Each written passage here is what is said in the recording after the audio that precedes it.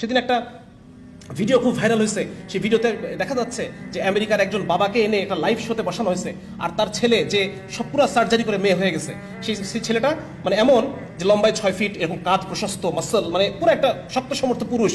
সে মেয়েদের পোশাক পরে, সে মেয়েদের মতো বড় চুল নিয়ে এসে বাবার সামনে চেয়ারে বসলো। সেই ছেলেটাকে দেখে বাবা হু হু করে কান্না করতেছে যে আমার সন্তান এরকম হয়ে গেল, আমি বাবা হিসেবে ব্যর্থ যে আমি আমার সন্তানের কাছে আইডল হতে পারলাম না। আজকে এইভাবে কান্না করার জন্য আপনারা প্রত্যেকে প্রস্তুত হন। আজকে এই ভিডিও যে যেখান থেকে দেখতেছেন, যার বাসায় সন্তান আছে, আমার একটা ছোট্ট বাচ্চা আছে, 7 বছর 4 বছর, আমি জানি না আমি তাদেরকে কোন দুনিয়ায় রেখে যাচ্ছি।